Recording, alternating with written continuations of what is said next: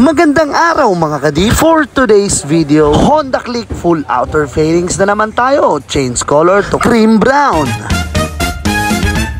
Jumpstart tayo agad sa pagkakalas ng kaha ni Bossing. At ang baba na at wala nang iba, si Boss Rodel syempre. Dahil siya rin yung nagkalas ng mga item na to. At uunahin nga pala natin i-prep yung side skirt ni Bossing. Dahil ito yung mauunang lalagyan natin ng plastic promoter muna. Habang yung mga outer fairings naman, iuhuli na nila at uhugasan muna mano-mano. Kaya ito, ina-apply na ni Boss MJ natin yung plastic promoter natin. Para mas maganda yung kapit ng ating surfacer. And yung kagandahan kapag nanonood ka kay Paul Work, may natututunan ka na at mas nai-inspire ka pa sa mga finish na natatapos natin. Kaya pagkatapos nilang hugasan, syempre lilihain na naman ng mano-mano yan. Walang shortcut at hindi basta-basta patong lang ng patong. Kailangan may proper procedure or proper preparation tayo. After lihain, syempre alam niyo na yung next dyan. I-apply na natin yung primer surfacer natin. Sabay rekta, dry sanding para mas nakikita natin yung mga nililihan natin na mga nagkukos ng balat suha. Kaya kailangan sa primer pa lang, tuwid na talaga yung mga panel natin. Matapos ang mahabang preparasyon, syempre kailangan na natin i-apply ngayon yung ating base color. Hindi na tayo dito mag-ground coat dahil napakamakatawan naman ng timpla ni Boss John Ray. Sa project na to, nag-2 full coat tayo ng base coat. Sabay rekta apply ng ating high solid clear para solid na solid talaga yung kalalabasan ng project natin na to. Tapos rekta na tayo agad sa final output. Clearings check.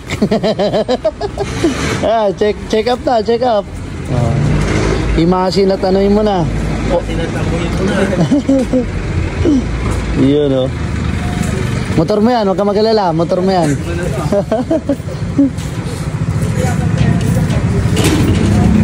Ayan o.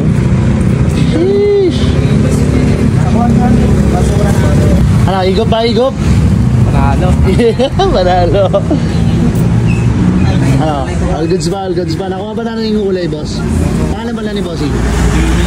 Junie. Tagasan si Boss Junie?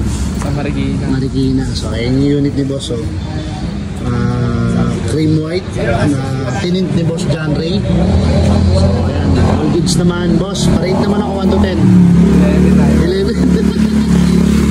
11. So, baka may gusto rin shoutout. Dadala ko para makita. Ayun, sa ano lang. Sa mama ko. Sa ibang bansa. yung mga tropa natin, oh. Shoutout po yung mga tropa natin dyan, oh. Wala na ibang shoutout, sure ka? Anong girlfriend ko na. Speechless. Okay, boss, maraming salamat.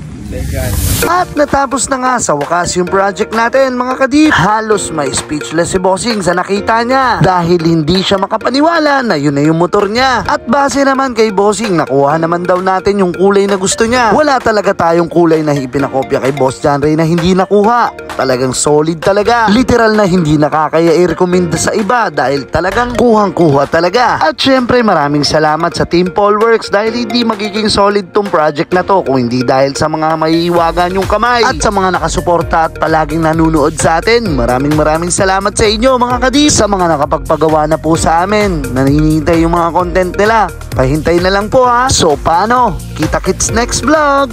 To God be the glory.